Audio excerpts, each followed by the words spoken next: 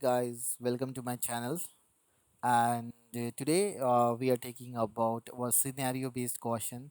Basically, if we are in the quality, the most of the time we get into a difficult situations.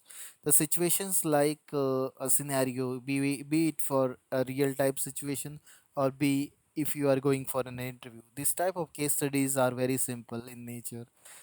You will get to ask the questions like, for example, if you are a quality manager for a BPO, or you handle a escalation or a customer interactions, and over the last 3 weeks or 4 weeks your quality score remained high, which means the 95%, but the CSAT dropped from 4.6 to 3.9, which means the markdown that quality auditors are giving is absolutely consistent and fine.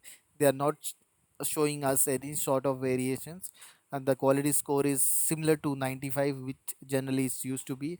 But the metric, the customer where give us the C set is dropped from 500 bps. So this is the problem. So how do you analyze or tackle this situation even in your interview or in your practical life?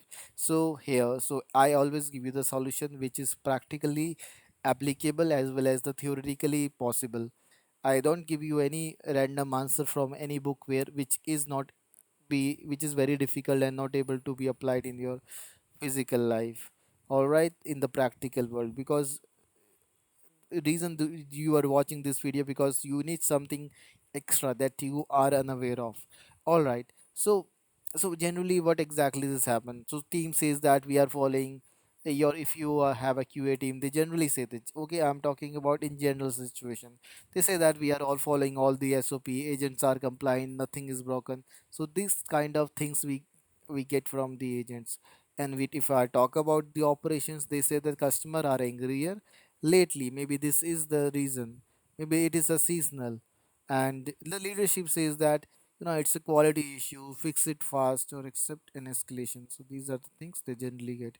Now coming to the critical thinking, how would you investigate and respond without blaming your team and jumping to the conclusion? So these are the things. All right. So the step number one is, what you need to do in this type of situation is acknowledge the gap without being defensiveness. Because if you become a very defensive in nature, then obviously you will close all the door for an open communication. You are not open for a feedback. First of all, acknowledge the gap. Yes, there is something that isn't connecting with the customer experience, even if the procedural compliance is intact, which means that the procedure is, team members are following the all the procedures, but still there is something, the dots are not connecting, there is something that is creating a negative customer experience.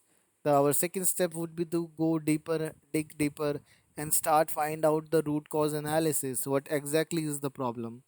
So what we can do in this type of situation, we'll compare the high QA scores and the low CSAT contact, which means where the QA has given the high QA score, but the CSAT for those specific calls were low.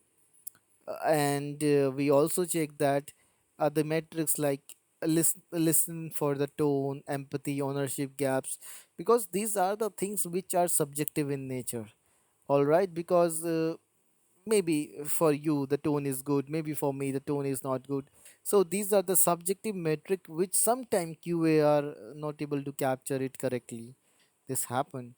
And we also check the voice of customer data, exactly what customer are saying about the particular conversation. We pull in the real example where QA passed with the CSET fail. Look for the pattern, what was the resolution was too slow, did the agent sound robotic over the call or not empathetic, did the customer have to follow up again, or customer is calling again and again, or the commitment, false commitment team members are giving. And third is engage directly with the agents. We will can conduct a calibration sessions with the top performing agent and ask them, okay, what do you think, what frustrating the customer. So these are the thing. Step 4 is to go with the data driven strategy, like revising the QA form, behavioral metrics like tone, reassurance, empathy, insight with the operational and training team, pilot the coaching emotions and emotional intelligence and productive communications. And present the finding to the leadership. The QA score is high because compliance is good, but the C set is low. We have missed emotional connection. Our next step to modify the quality means to reflect that. So, so the critical training skill tested here that we can also challenge our own data. Quality isn't about the truth. Balancing empathy plus analytics, collaborating without blame, redefining the quality to reflect the business impact. So these are the things which we can do. So that's all for today's case study. I'll come up with the another case study in future. Till the time, keep learning. Uh, make your life at Six Sigma level, not your basic metrics. Run at a Six Sigma level. There is no chances for you to do a defect. Be yourself at a Six Sigma level.